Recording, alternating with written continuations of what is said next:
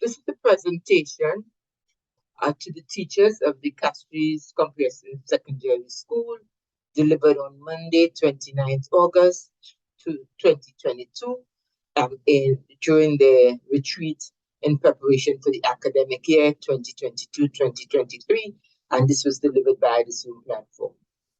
My name is Thecla C, Managing Director of Celestial Self-Development Center. A pleasant good morning to everyone. I trust your session is achieving its objectives so far. The title of today's presentation is The Educator as a Service Provider. We have heard it quite a bit said about what should be run as a business and what should not be. But I think regardless of whether we are in the public or private sectors, we must see ourselves as service providers. The interesting thing is that we function on both sides of the spectrum. We are providers as well as recipients of service. The services we provide may differ, but the end product can be tangible or intangible. In your instance, your end product fits on both sides. When we look at service, we differentiate the recipients of our service as internal or external. As educators, the internal recipient of your service will be the students you interact with on a daily basis. Your colleagues who depend on you to pass on well-tutored students to them through the system of progression. In this instance, your output is the output of your colleagues. Your output is the input of your colleagues. As a result, you have a responsibility to your colleagues to hand over to them a good product. So they too are your internal customers. This requires a level of accountability. On the part of the student, you have a responsibility and a commitment to tutor them in the required subject area, to guide them in terms of their discipline, their overall development, and to prepare them for life. A huge responsibility. Following along that trend, you will recognize that your external customers will be our homes, our businesses, other institutions, our wider society, and the global village. The question is, what are you putting out there? What does your finished product look like? We have heard numerous stories of the impact that teachers can have on their students, positive or negative. In this regard, I can share personal experience with you. My son was diagnosed with dyslexia during his primary school days. We recognized that when he read, he substituted, yet was able to get top marks in his comprehension. When we spoke to his teachers, we were told that we were overreacting because the boy was brilliant at math. If she made an error, he would correct. We sent him to extra lessons to help with the reading and was told, I don't see what you are worried about.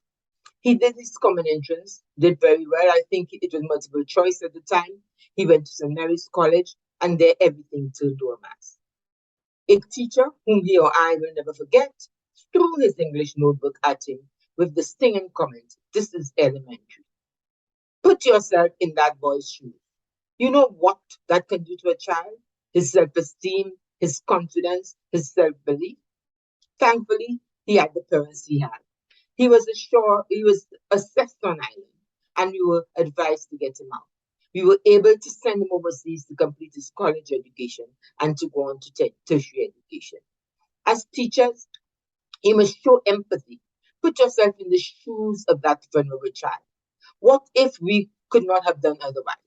Imagine the number of children in our society who may have suffered a similar fate with that type of feedback or worse, particularly in the manner in which it was done. What was the intent of that teacher?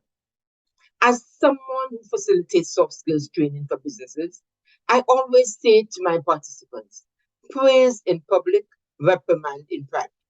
Should students be afforded that courtesy? And my answer is yes.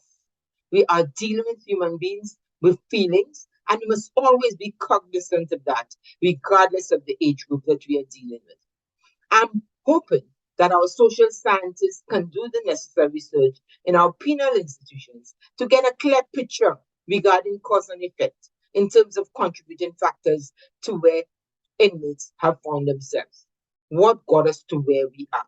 I am sure they will discover many layers. I know you must be thinking, where are the parents in that picture? Yes, we as parents have failed or are failing. That to me simply highlights the magnitude of the role that you as teachers have. If the parents have failed, teachers cannot afford to fail. We simply do not have that latitude. Those in authority and society must recognize this and provide you with the necessary training and tools to handle that new challenge that you face in the education system. The absence or inadequacy of that support does not preclude you from giving of your best, approaching the challenges with a problem solving, creative, and collective mindset, always having positive intent for your student. On the flip side, we have students who can identify teachers who serve who saved them from themselves because they recognize them as human beings, recognize their innate abilities, their challenges, and made a concerted effort at great sacrifice to themselves to assist them. I'm sure many of you have your own stories to tell in that regard. I expect that your response to me would be that there's so many who need assistance that you may be overwhelmed by the numbers. You may not be able to tackle all the challenges individually, but as a collective, depending on the strength of each other, how can you approach the multiplicity of challenges that you face on a day-to-day basis, recognizing how a process of collaboration can, can assist, be it internal or external. Education has never been about the academics only. It speaks to values, skills, factors such as critical thinking, problem solving, discipline, attitude, disposition, spirituality, creativity, innovation, a positive mindset. All of these play a part in the development of the whole person. A favorite statement these days in the field of recruitment is to hire for attitude and train for skill. This shows that attitude plays an important role in our lives, a truth that must be widely articulated. As educators, I believe that an important skill to have is emotional intelligence. Those of you who have not been exposed to that concept, I invite you to do some research on that topic. It is a concept that has been tried and tested, and research has shown that whereas our IQ may get us into a job, our level of success in that job is usually determined by our level of emotional intelligence. This concept is decades old, but it has been popularized in recent times by Daniel Goleman, and it speaks to our ability to understand our emotions, understand the emotions of others, and how we are able to utilize that knowledge to interact with others, and how it impacts the quality of our relationships. The four components of emotional intelligence are self awareness, being honest with ourselves in terms of identifying who we are, our self management. If you can manage yourself, how can you manage others? Our social awareness, being aware of the environment in which we function, be it internal or external. And what is acceptable in a particular context may not be necessarily acceptable in another. And the fourth being relationship management, which speaks to itself. The responsibility is great, but the impact that you as leaders have on the impressionable minds is also great. Talk about pressure. I know it exists, but again, nothing in this life comes easy. Regardless of what field we are in, it comes with its own stressors. That is the reality of the world we live in. If you sign up for something, the least you can do is be good at what you do. Be the best that you can be. That that may require stretching yourself, equivalent to stretch targets in a business environment. It is no longer a do as I say and not do as I do. We must employ a multiplicity of skills to achieve the results or goals that we have set for ourselves. It requires planning, as these do not happen automatically. Your role demands that you lead by example. You can't say to a student that they are to be in class by X time and you come in at Y. You can't say that this is the lunchtime and you repeatedly extend yours. As leaders, we must model the behavior that we want to see, as we all understand that the power of our actions as a means of communication. Remember, actions speak louder than words. We have often heard it said that teaching is a vocation, but we all know that it is not so for everyone. I believe what we want in life, we have to give. And similarly, if we don't have it, we can't give it. That brings us to the place where we need to know ourselves, introspect, be honest about who we are, know our strengths as well as our weaknesses, be honest in identifying our personal developmental needs. There's so much we can learn from each other if we are receptive to new ideas, if we have an open mind, and if we adopt an abundance mentality as compared to one of scarcity. No one possesses all the knowledge and skills that this job requires. But collaboration in an atmosphere of mutual trust can work wonders. As I mentioned earlier, as service providers, you are on both sides of the spectrum.